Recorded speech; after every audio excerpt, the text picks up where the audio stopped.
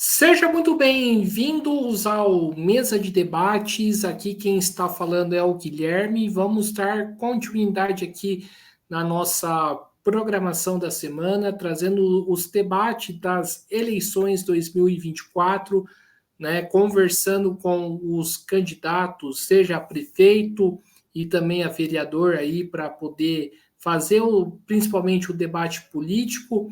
E dando sequência aqui na nossa programação, hoje eu estou aqui com o Thales Caem, né? Me corrija se eu tiver errado o Gayan. nome. Opa, pode falar? Gayan. Thales Caem. Ele que é candidato a prefeito, né, em Guaratinguetá, né, pelo PSOL, né? E vamos conversar um pouco aí sobre os problemas da cidade, né? Como que andam as eleições aí na região e muito mais. Então, Thales, antes da gente começar, por favor, fale um pouquinho aí de você. Joia, Guilherme, boa noite, obrigado pelo espaço aí, pela recepção. Eu sou Thales Gayan, sou candidato à prefeitura de Guaratinguetá pelo PSOL, né, como o Guilherme já colocou. Eu sou trabalhador da cultura, trabalho na área de patrimônio cultural, de museus, então tenho formação na área de história, de museologia e também na área de conservação e restauro, né? Essa é a minha trajetória profissional. Em Guaratinguetá sou conselheiro de cultura, então participo dessa luta aí diretamente pelos fazedores de cultura, né, além da militância partidária propriamente, e agora estou candidato à prefeitura. Pela primeira vez o PSOL apresenta em Guaratinguetá candidaturas, então a prefeitura, a Câmara Municipal, é um grande desafio, mas é um passo aí muito grato para nós também, né? Perfeito, Thales. Eu gostaria que a gente até estava conversando aqui, né, antes da entrevista começar, eu gostaria que você falasse um pouco, né, de como que está as eleições aí em Guará. Certo. A gente tem vamos dizer assim, o establishment político, né, de Guará, ele não se renova. A gente tem uma gestão que hoje está no poder, né, que é do prefeito Marcos Soriva, está chegando aí no 8º ano de mandato, que é aquele segmento da direita que se apresentou no Brasil, teve essa moda, esse é um fenômeno não só brasileiro, né? Se apresentou como aquele gestor, né, pessoa que não é da política e tudo isso. E foi mais uma decepção grande, no fim das contas é apenas a perpetuação daquelas velhas práticas. E essa gestão seu grupo político deu origem a duas candidaturas da direita, né? Hoje um candidato do PL, do mesmo partido do prefeito, que é apoiado pelo prefeito atual, e uma candidata do partido do Tarcísio, né, do Republicano, salvo engano, agora fiquei com essa dúvida. E então o grupo prefeito rachou ao meio. Hoje tem desses dois candidatos e um terceiro, que é o ex-prefeito Júnior Filippo, dessa direita tradicional, que já governou a cidade, tem o apoio de outro ex-prefeito, enfim, um grupo político que já, se somar todos eles, já dá 30 anos de governo de Guaratinguetá. Então, ou é a perpetuação daquilo que está ruim, o prefeito não tem aprovação boa. Hoje a cidade está num estado de confusão, de causa em muitos aspectos, ou um retorno a essa política velha. E temos aí duas candidaturas de esquerda, eu, pelo PSOL, e o candidato Fábio Seles, do Partido dos Trabalhadores, né? Certo, Thales. E Thales, né, você tinha falado, né, que diferente de algumas cidades, né, como São José dos Campos, o PT e o PSOL não se uniram? Foi feita uma aproximação nesse sentido, mas infelizmente não conseguimos. Tentamos, mas infelizmente não conseguimos. Até compreendo um aspecto que eu te disse, que mencionamos aqui um pouquinho antes do início, né? No sentido de ser a primeira vez que o partido se apresenta como candidato na cidade, eu acho que acaba também tendo um certo peso nesse sentido, né? e acabou por influenciar no sentido de corrermos sozinhos, nos colocarmos no debate, pautarmos as questões da cidade, apresentar a nossa perspectiva. Então, embora eu lamente a gente não ter conseguido a unidade, nós seguimos fortes, assim, contentes com o que tem sido feito a nível de campanha, porque a gente promove um debate bacana, a gente tem candidaturas muito representativas, temos conseguido pautar o debate, ser ouvidos, mostrar que há opções para fora dessa política medíocre, né, que tem sido praticada, e eu sei que é a realidade também do Vale do Paraíba, então acho que essa presença contínua, sabe, Guilherme? Eu gosto muito de falar isso, eu acho que é um diferencial do meu partido, que nós estamos presentes, fazendo política fora do dia das eleições, do tempo da campanha. A gente não sai na rua de 2 em 2 anos com santinho na mão e bandeira somente. A gente faz campanha, participa do processo eleitoral, é claro, mas a gente está nas lutas fundamentais, a gente está nos conselhos, a gente está nas mobilizações. Aqui em Guaratinga o pessoal ele tem uma adesão forte, ele nasceu a partir do movimento de mulheres na cidade, né, do movimento feminista, que deu origem ao diretório, né, à existência do partido na cidade. Então, essa mobilização toda também da luta feminista. Então, nós estamos presentes fazendo política, e é uma coisa que sempre eu gosto de trazer na minha fala, quando eu estou em entrevistas, ou quando eu estou em encontros, ou recebido nos conselhos. Eu falo muito disso, para a importância da política enquanto vivência, né, enquanto participante da nossa vida, e não somente aquele gesto de depositar. Hoje não depositar, mas de bater o dedinho lá nos números da urna, e depois, às vezes, a pessoa assim, se queixa ou simplesmente ela meio que larga de mão da política, mas é importante da gente vivenciar isso, porque está presente na nossa vida, né? Está presente na escola, está presente nos serviços públicos, enfim, na maneira como a gente vive a nossa vida, né? Ô, Thales, eu tenho já fazer uma pergunta mais polêmica para você. Eu tenho uma certa Certo. divergência em relação a algumas alianças que o pessoal, as alianças que o pessoal faz com o Partido dos Trabalhadores, né? Eu reconheço, né, que o PT é um partido que ainda está no campo da esquerda, mas cada vez mais, para mim, me parece que ele está indo para o campo da direita, né? Vide o tratamento, né, que que o PT tem tido aí com as greves dos servidores federais e também com o próprio arcabouço fiscal. Porque o pessoal ainda mantém aliança, né, com o PT. Olha, eu concordo com essa visão.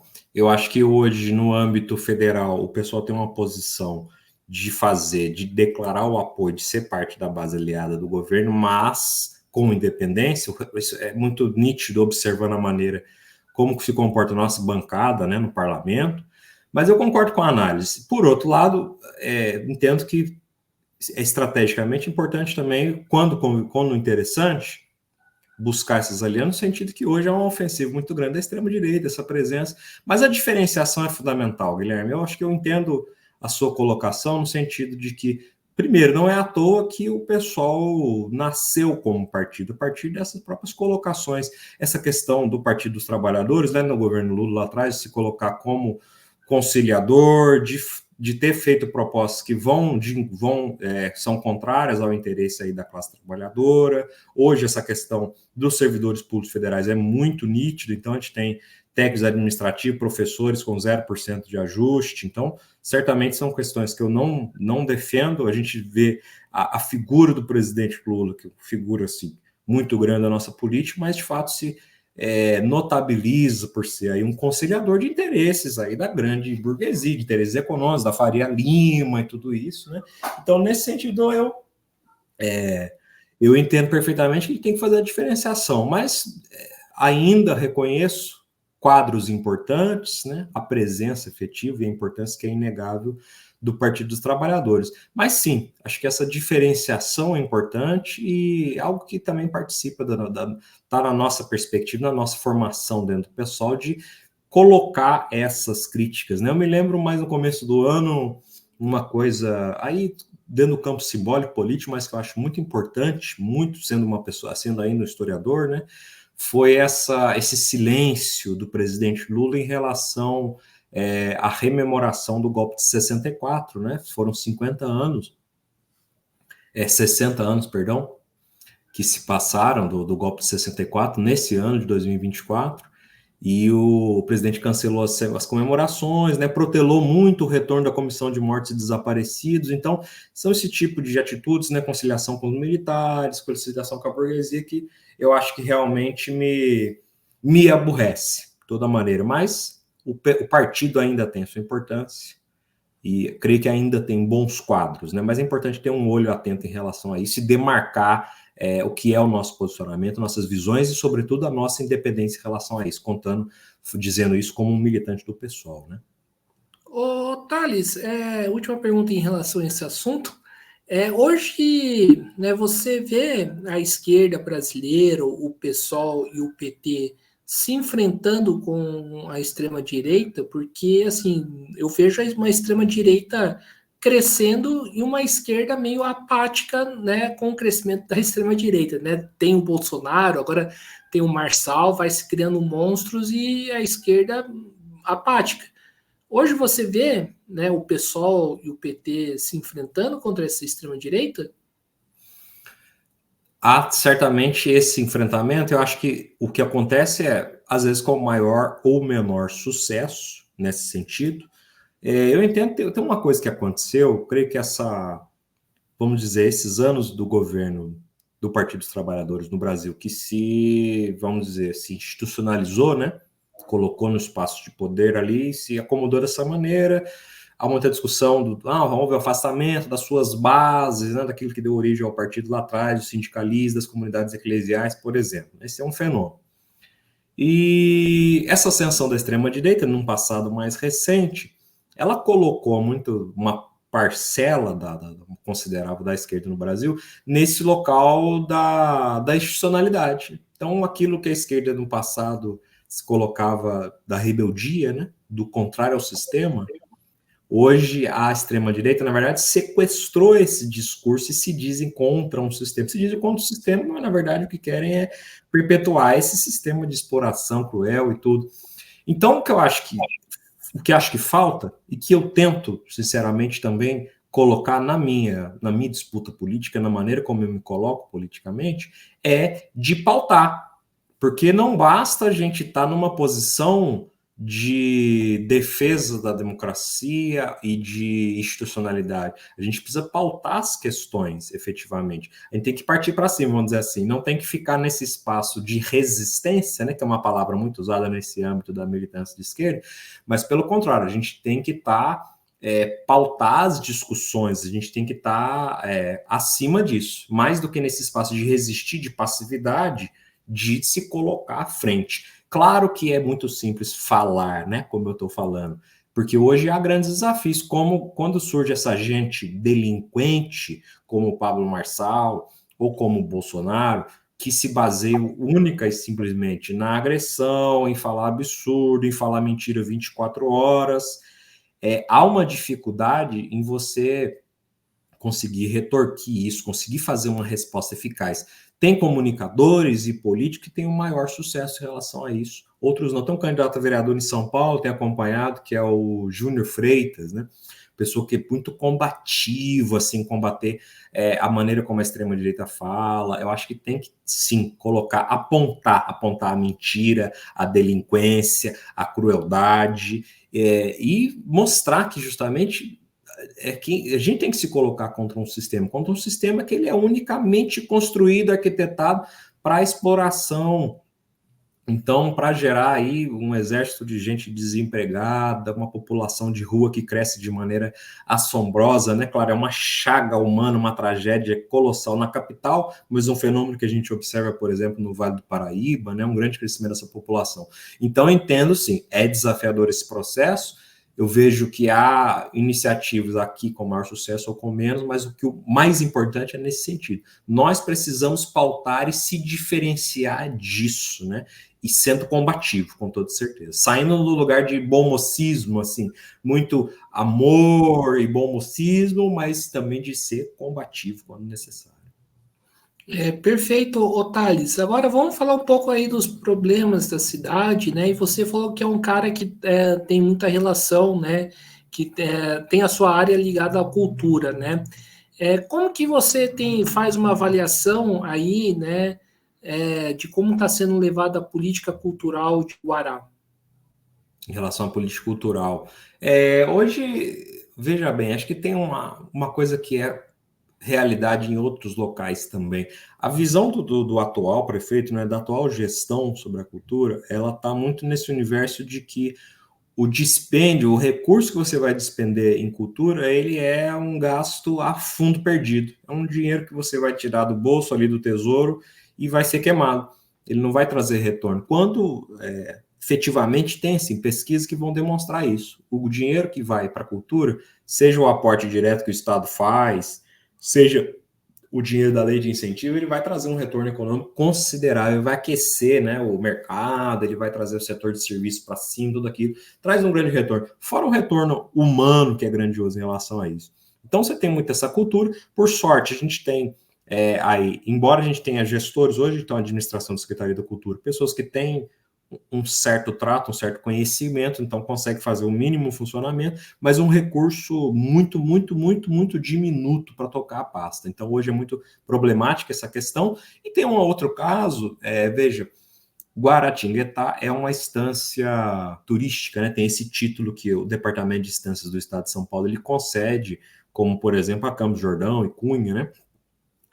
Então, existe um recurso que é repassado nesse sentido, mas o turismo, efetivamente, do ponto de vista da gestão pública, é muito mal explorado. Ele é um turismo que é efêmero, sabe? O grupo de turistas que chega na cidade foi ver, por exemplo, aqui é muito visitada a casa do Frei Galvão, né, do santo católico, nascido aqui em Guaratinguetá, vai na igreja matriz e vai embora. E como é um turismo religioso, esses turistas eles vão embora para Aparecida, que é aqui nossa vizinha, e Cachoeira Paulista, bem próximo, também onde se encontra Canção Nova.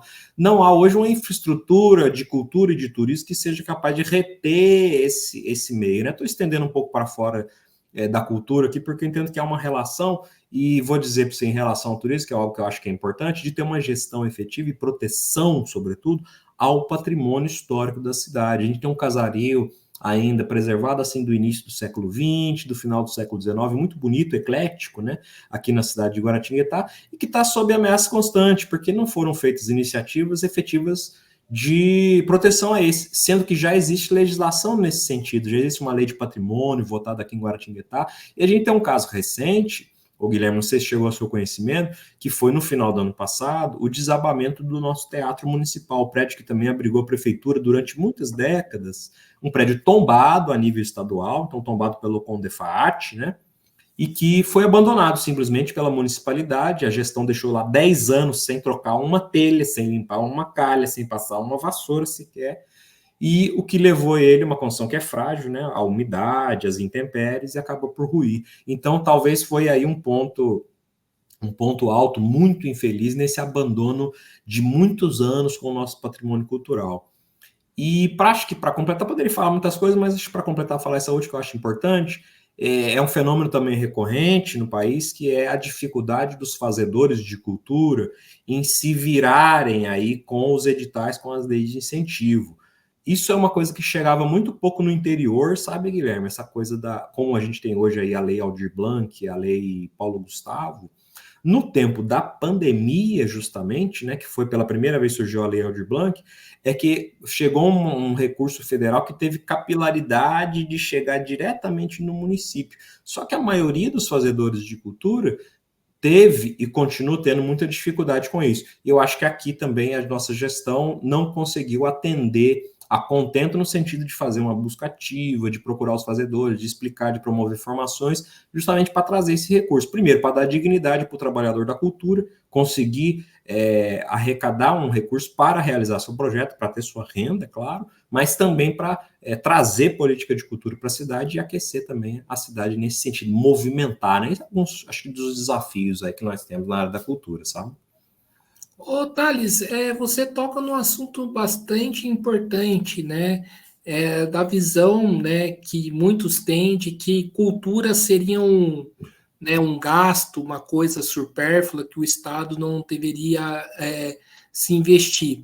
Eu gostaria, para além da cultura, né, porque a cultura em si já é importante, por que investir na cultura, né, traz retorno, né, para a sociedade? Certo. Então, eu entendo assim, eu defendo que é importante qualificar do ponto de vista profissional a gestão da cultura na cidade, sabe? Você tem que contratar estrategicamente os quadros aí necessários para ter essa estrutura profissionalizada.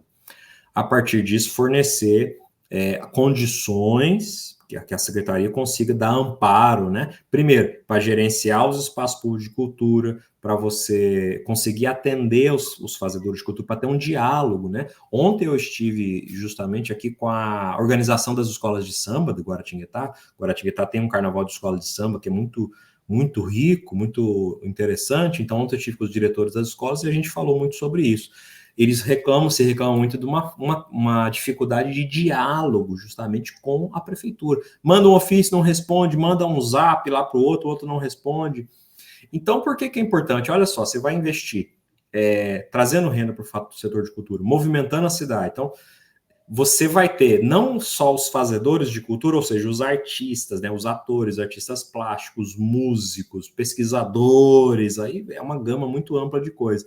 Mas você movimenta todo um setor que está ao redor disso. Primeiro, serviços que vão estar ligados a esse universo da cultura, então aí vão entrar iluminadores, captadores de imagem, fotógrafos, figurinistas, maquiadores, cabeleireiros, enfim, essa gama de serviços, e você, de certa maneira, coloca as pessoas na rua, de alguma maneira. Você tira a pessoa de casa para dar um rolê na rua, para ter o acesso, ter contato com esses determinados produtos culturais. E isso também movimenta a cidade, movimenta a sua economia. Então, vai movimentar aquele setor de serviços, um pequeno comércio, a pessoa que tem um restaurante, que tem uma lanchonete, uma sorveteria, isso vai ser movimentado também. E também atrair o visitante também, que vem de fora. Então, esse retorno, né, toda essa cadeia produtiva que está ligada ao universo da cultura é que vai trazer esses retornos. Para além disso, né, vamos saindo de uma perspectiva assim, economicista, né, liberal, talvez, eu vou colocar isso de um ponto de vista humano também, né? Do bem-estar que isso traz também, no sentido de trazer, contribuir com a nossa formação humana, com a nossa educação, com uma perspectiva emancipadora, assim, uma visão emancipadora de mundo, né? Com a nossa própria saúde mental. Então, os benefícios que isso traz, que vão para além desse retorno também econômico propriamente, deve ser considerado. Certamente a gente tem que propor soluções e caminhos para a economia da cidade, mas eu gosto sempre também de destacar essa faceta humana que é muito fundamental, né? Certo, você falou aí que a prefeitura, né, de Guará é dirigida por alguém do PL, né? Para você, né, que é da área, é correto afirmar que a extrema-direita não gosta da cultura porque ela faz pensar? Certamente, não tenho a menor dúvida. Eu vejo existe um bom senso muito triste, né, e equivocado, claro, do artista. Artista é tudo vagabundo, existe essa ideia, né? Mas certamente o universo da cultura, né? Assim como a educação também poderia colocar da mesma maneira, eles vão trazer possibilidades, né? Trazer os caminhos para essa uma visão que seja emancipadora de mundo, para uma visão que simplesmente questione o mundo ao nosso redor, né? Que não naturalize, né, Guilherme, o mundo como a gente vê. Então, naturalize a miséria, o desemprego, a fome, a existência das pessoas em situação de rua, pessoas sem teto.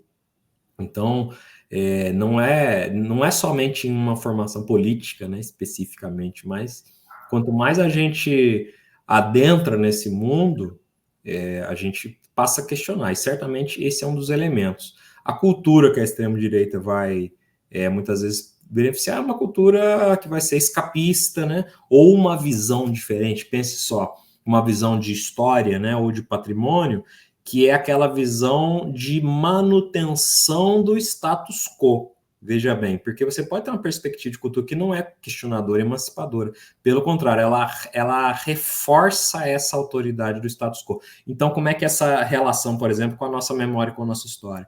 é aquela ideia de falar dos grandes vultos, né? De dizer do papel, colocar, por exemplo, a colonização portuguesa, o período colonial, como uma coisa, um aspecto civilizatório, todo aquele, e esse apagamento que é muito característico, né, dos povos originários, da população negra, da população que foi escravizada no Brasil, uma coisa um pouco de varrer para baixo do tapete, né? Tem essas expectativas. Então, geralmente, muita gente da classe artística vai ter essa visão questionadora das coisas, né?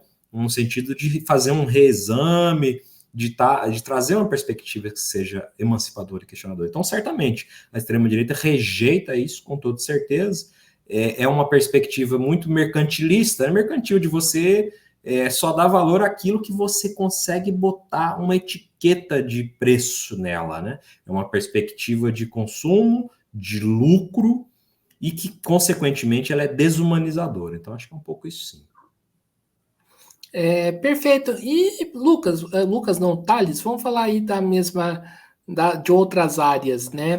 E falar um pouco aí de educação. Como que anda a educação em Guará e o que vocês propõem aí para melhorar? Hoje a gente tem uma defasagem grande de salarial dos servidores aqui da educação. A gente tem uma secretária, uma pessoa que é da educação, mas afastada de sala de aula há muito tempo, que promove um ambiente de assédio moral terrível. Nós, inclusive, temos uma companheira de partido aqui em Guaratinguetá que foi muito perseguida por causa justamente de uma cisma política, perseguida com o apoio, com o endosso da secretária de educação. Então, a questão que é muito lamentável. Escolas com estado muito precário de conservação, sabe, Guilherme? E ainda mais escolas que chegaram a serem fechadas por essa gestão atual. Num sentido de um modelo, acho que também eu coloco nesse aspecto mercantil que eu falei para você antes, né?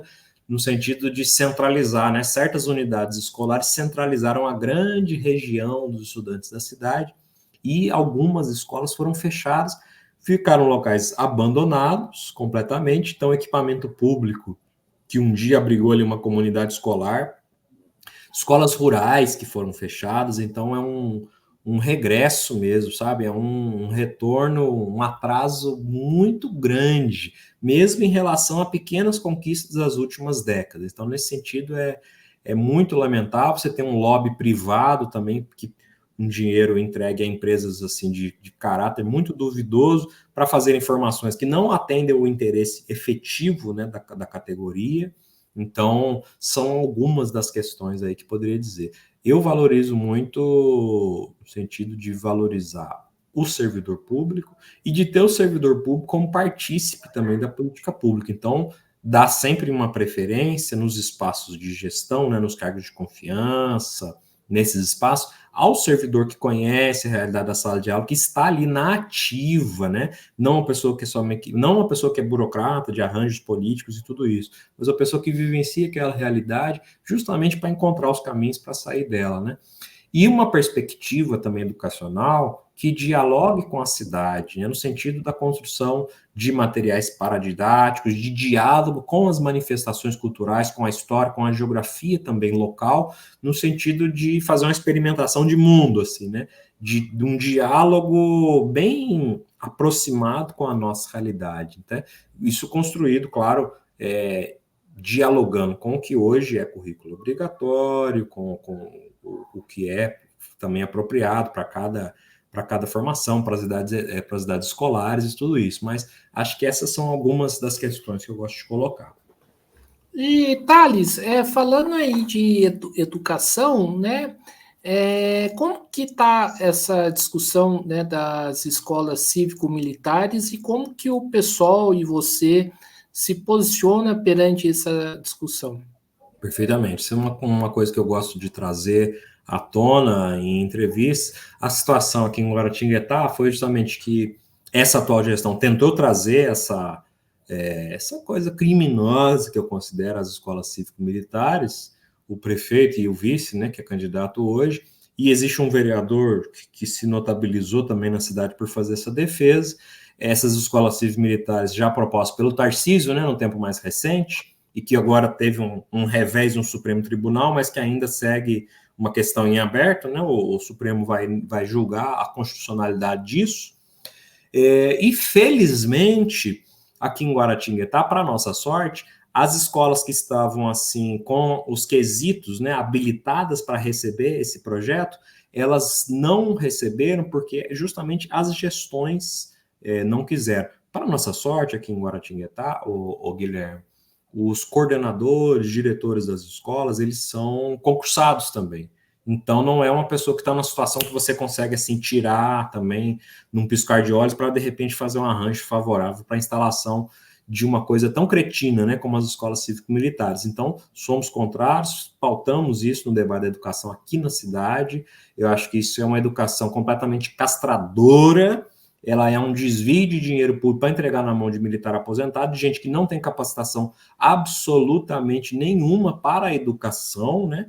Vai alimentar modelos aí enfim, mata a criatividade também dos alunos, né? O ambiente escolar que é opressivo, não respeita diferença, enfim, aquele ambiente em que se proíbe o brinco, o cabelo comprido, o cabelo com trança, né? É uma coisa absolutamente cinzenta do ambiente escolar, que é muito pelo contrário. A escola também, para além de ambiente de educação, deve ser uma educação que é respeitosa, que é inclusiva, que é justa, mas também ambiente de sociabilidade, ambiente lúdico, né? E não para essa disciplina que dizem tanto que é um grande valor, mas na verdade só nos robotiza, né? Completamente alienígena ao ambiente escolar. Então, somos completamente contrários e esse é um elemento que a gente considera, sempre procura pautar nesse debate aqui e considera essencial de enfrentar. Inclusive, o partido também se notabiliza por isso. A ação que hoje corre no Supremo, né, ela vem de uma provocação justamente do pessoal em relação a essa questão, né? Ô, Thales, acho que é importante a gente colocar aqui, né? Você falou aí da importância, né, de ter, de escutar os professores, de, né, ter gente envolvida dentro da sala de aula.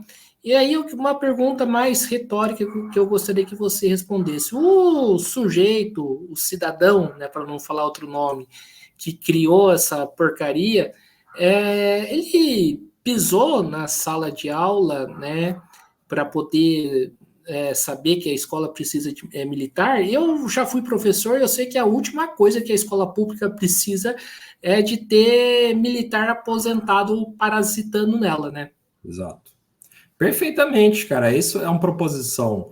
Quem vai fazer essa defesa? É quem é contra a educação, Guilherme. É quem quer entregar a educação na mão da iniciativa privada, quem quer fazer conteúdo escolar redigido por inteligência artificial, quem quer fazer tudo via EAD, quer entregar, encher as crianças, botar tablet, todo mundo ficar com tela acesa na cara, quer vender as escolas, quer entregar tudo para a gestão privada e outras tantas coisas. Quer promover escola sem partido, mas que na verdade é uma escola de uma ideologia específica de extrema-direita, né? No fim das contas, é a institucionalização da doutrinação que querem, de fato, justamente quem se coloca nesse aspecto, e, sobretudo, pessoas que não conhecem a realidade da educação, porque querem colocar a escola cívico-militar, vão dar salários altos para esses militares, tem um aporte financeiro real. Só que aí, o que nós precisamos? Quem está dentro da escola vai falar, ok, você sabe disso por ter sido professor também. A escola não tem papel higiênico, parede está sem reboco, precisa de pintura, precisa de infraestrutura mínima, precisa ter um salário adequado para o professor, precisa ter respeito ao servidor público, poxa,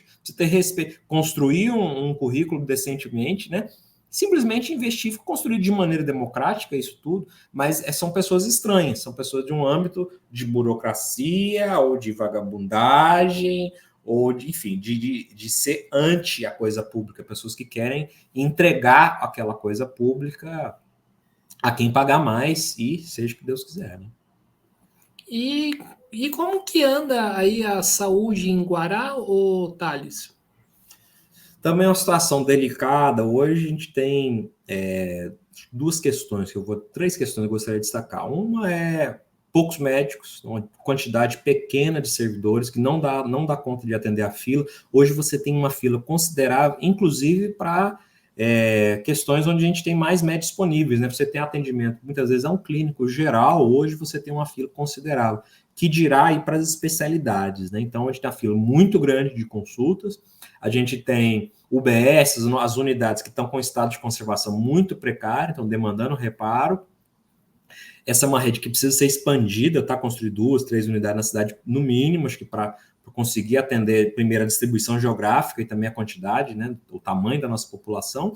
E uma outra coisa importante, hoje Guaratinguetá não respeita o piso da enfermagem, que é lei federal, apenas tem que ser observada, né? Tem que ser respeitada, e já há anos o prefeito protela e se recusa, na verdade, a pagar o piso da enfermagem, que é essa categoria que é tão fundamental aí ao funcionamento do serviço de saúde. Então, são algumas das gestões. Um candidato, que é o candidato que o prefeito apoia hoje, é ainda um anti-vacina, um cara que se recusou, diz que se recusou a vacinar suas filhas. Hoje a gente tem o risco do retorno da poliomielite, da paralisia infantil no país, e também da coqueluche. A coqueluche tem corrido por aí, são doenças que trazem sério, podem matar, inclusive, né, nossas crianças. Então, além de tudo, anti-vacina. Lembrar que Guaratinguetá, essa mesma gestão durante a pandemia, encheu o povo de cloroquina, de ivermectina, dessa pseudociência tão nociva, né? Então, o retrato que eu vejo nesse sentido é esse: é o abandono, né? Uma lógica privatista de gestão da saúde e essa pseudociência, esse negacionismo científico. Todos esses problemas se arrastam aí, hoje tem 8 anos essa gestão, então o candidato que é o sucessor indicado pelo prefeito, recentemente ele veio assim um vídeo tal com uma solução mágica, né, para resolver a fila. Ele falou: o que a gente vai fazer? Vai dar dinheiro para as clínicas.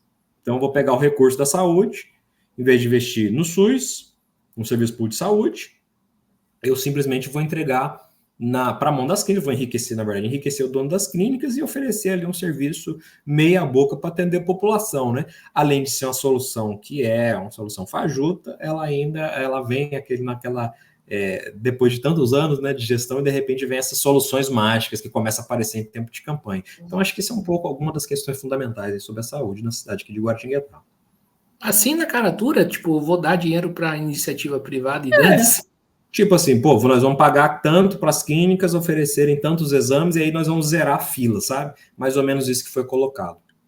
Gente do céu.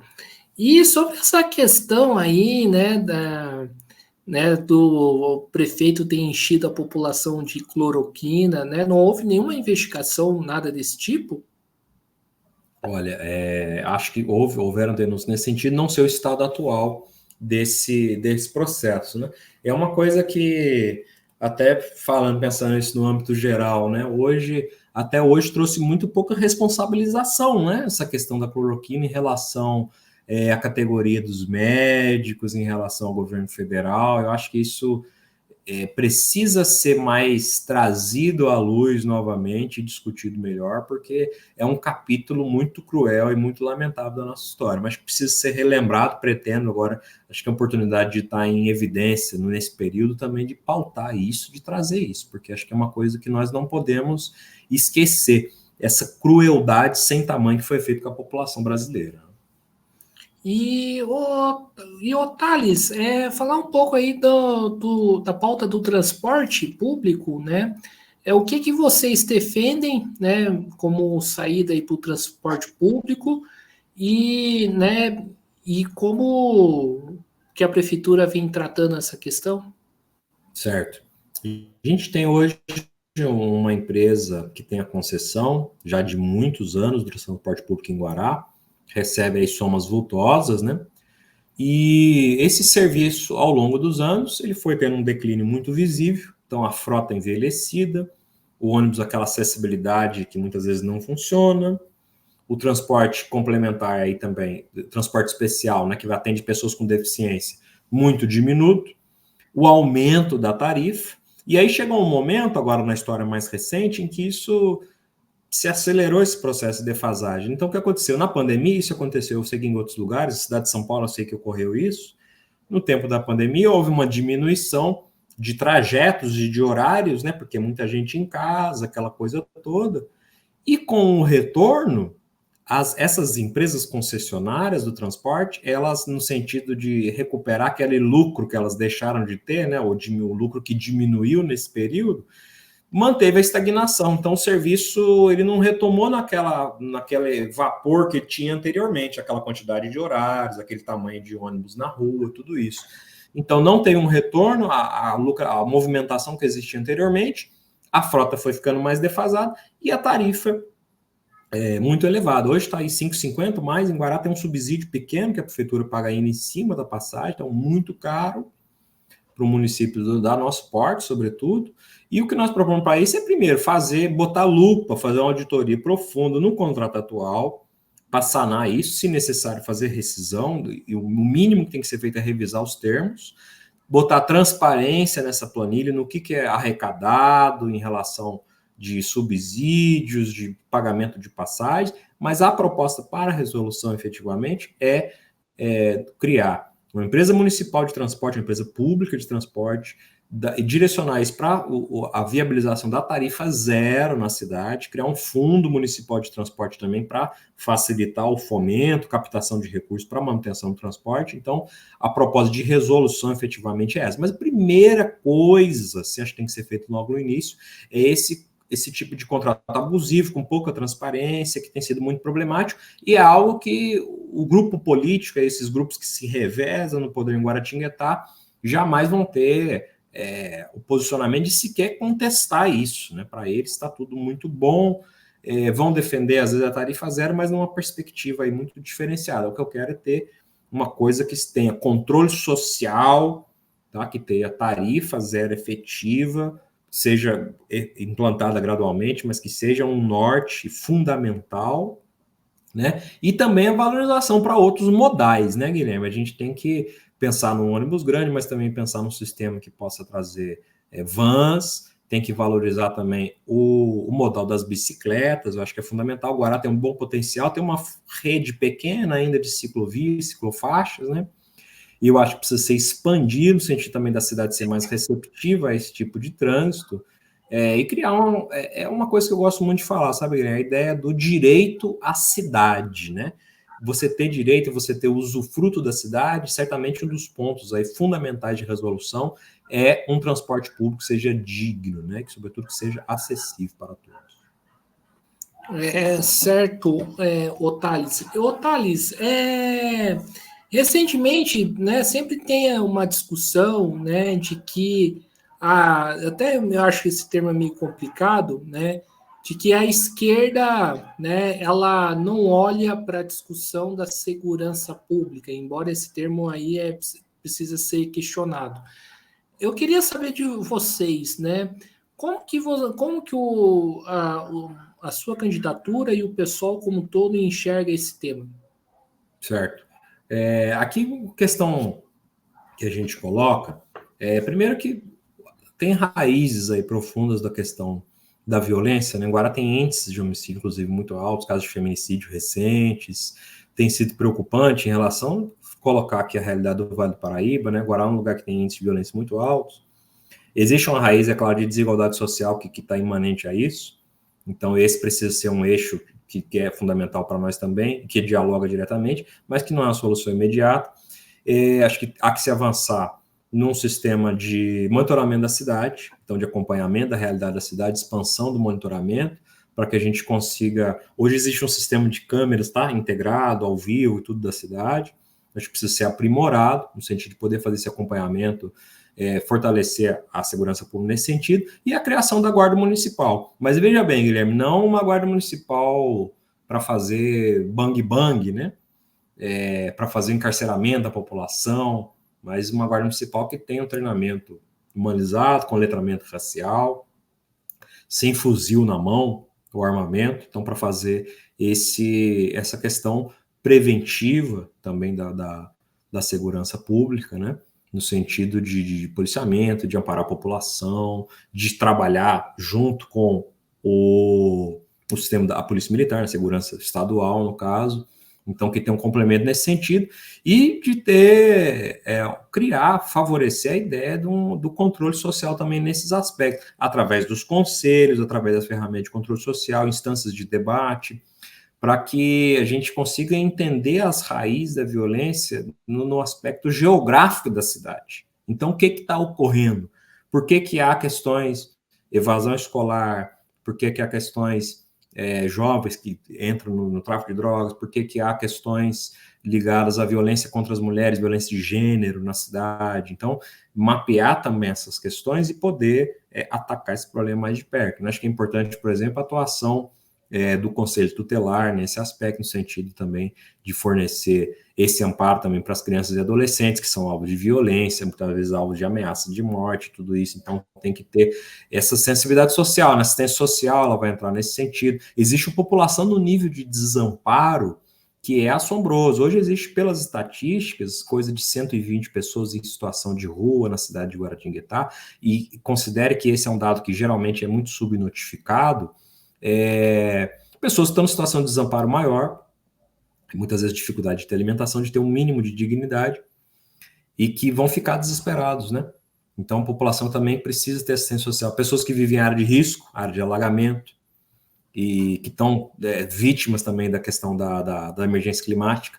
Então, tudo isso, de alguma maneira, gravita em torno também desse problema da segurança pública. Acho que tem que ter uma integração, mas acho que são alguns dos aspectos aí que eu gosto de destacar. E o avanço da iluminação também na cidade, acho que há muitas zonas que precisam ser um avanço nesse sentido, um desenvolvimento, uma iluminação pública, a ideia de revitalização dos espaços públicos, uma ocupação pela população da cidade, né? Não uma cidade que está onde todo mundo está trancafiado, uma cidade que onde vão se avolumando aí os condomínios murados, né, e fechados, então você cria grandes áreas que são totalmente estéreis da cidade, né? Mas é uma cidade que a população tenha vida noturna, ocupe os espaços urbanos, né? Que eu acho que também é algum elemento fundamental também, tudo isso dialoga em algum grau também com a questão da segurança pública.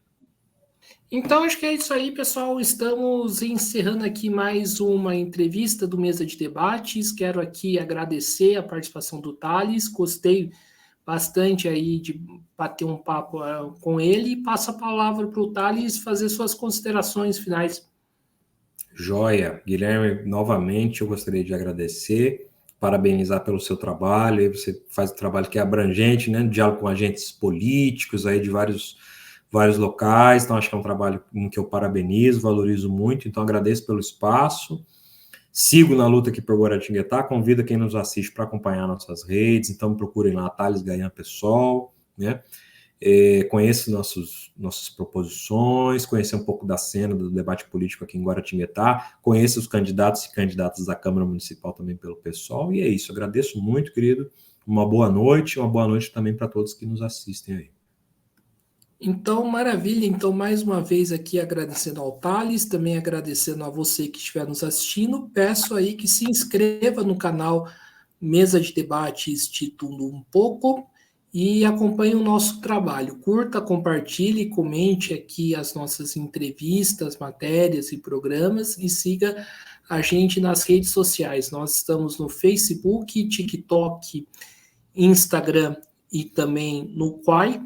E quem puder, contribua aqui com o nosso Pix 385-007-02800 CPF. Então é isso aí, pessoal. Por hoje é só. Um forte abraço e fui.